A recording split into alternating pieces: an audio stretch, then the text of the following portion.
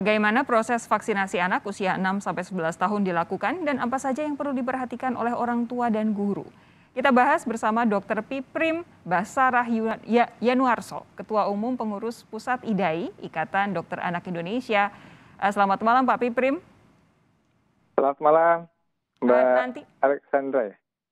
Oh, dengan Sofi Bapak. Mbak Sofi, sorry. Baik, nanti juga akan bergabung di sesi selanjutnya Siti Nadia Tarmizi, juru bicara vaksinasi COVID-19 dari Kementerian Kesehatan. Pak Piprim, kita ngobrol dulu berdua. Jadi vaksin untuk anak usia 6 sampai dengan 11 tahun ini pasti berbeda dengan vaksin untuk dewasa maupun anak usia 12 tahun ke atas. Apa saja yang perlu diperhatikan oleh orang tua? Ya, terima kasih Mbak Sofi. Selamat malam para pemirsa. Vaksinnya sama ya, dosisnya sama. Vaksinnya sama? Dosisnya juga sama. Namun yang perlu kita perhatikan untuk anak-anak ini, tentu saja pada anak umur 6-11 tahun ini sangat tergantung dengan orang tua ya. Kalau remaja kan dia sudah besar. Kalau anak-anak ini kan peran orang tua untuk dia bisa berani melakukan vaksinasi, ya, termasuk izin dari orang tua, ya, ini sangat-sangat penting ya. Kalau orang tuanya ragu-ragu, kemudian anak-anaknya juga jadi nggak berani vaksinasi, ya, nanti juga akan kesulitan petugasnya untuk melakukan vaksinasi. Namun hal-hal teknis seperti apa nanti di lapangan, apakah kita akan melakukan vaksinasi berbasis sekolah ya, misalkan di SD atau seperti apa, ini kita belum sampai ke situ Mbak. Jadi mungkin butuh nanti juknis yang lebih detail, bekerja sama dengan Kementerian Kesehatan dan organisasi profesi terkait seperti IDAI, ITAGI ya, seperti apa nanti di lapangan. Yang jelas anak-anak ini butuh kekhususan ya.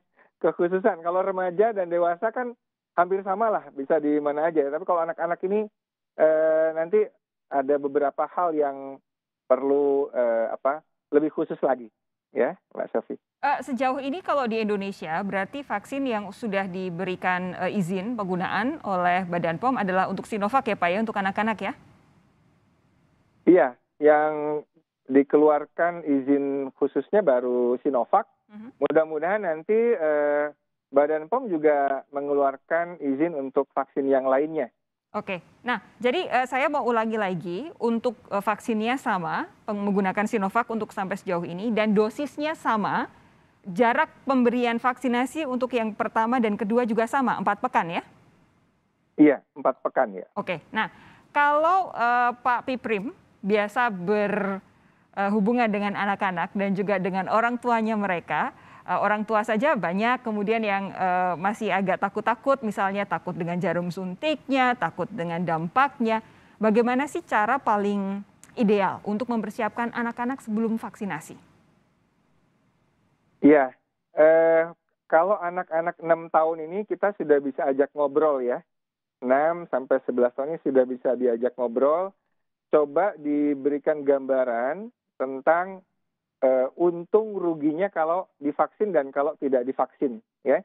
Kita bisa juga beri gambaran seperti apa ganasnya virus corona, misalkan kalau terkena anak sampai terjadi kasus corona yang berat ya, atau MIS-C. Jadi dialog-dialog seperti ini kita butuh lakukan pada anak-anak, jangan sekedar kemudian dipaksa. Jangan dipaksa, tetapi diberi pengertian lebih dahulu supaya anak-anak itu paham dan berani. Ya. Dari sisi pelaksanaannya nanti, kita dokter anak itu biasa juga menggunakan shot blocker namanya ya. Jadi ada semacam alat begitu ya dari plastik ya, ada duri-duri kecil. Kalau ditempelkan di lengan itu mengalihkan rasa sakit ketika jarumnya masuk ya. Sehingga anak itu tidak terasa pada saat disuntik. Nah ini juga saya kira penting nanti pada saat di lapangan ya, anak-anak ini supaya nyaman. Karena satu saja anak histeris, ya, yang lainnya bisa takut, bisa Ngaruh panik ke gitu. lainnya, betul, betul. Iya, betul. Oleh karena itu, kenyamanan pada saat disuntik itu merupakan satu prioritas juga ya, kalau bisa anak yang berani duluan yang maju gitu ya. Jangan sampai nanti anak-anak lari keluar jendela dan sebagainya. Iya, Ini supaya kasih heboh. contoh teman-temannya bahwa this is okay begitu ya, disuntik memang untuk Ya, kepentingan kita sendiri dan juga ternyata tidak terlalu sakit, seharusnya seperti itu. Tapi begini, kalau kemudian satu hal yang juga selama ini selalu diperhatikan adalah kipinya. Nah, kalau sejauh ini kan Sinovac yang di Indonesia itu kipinya yang paling rendah.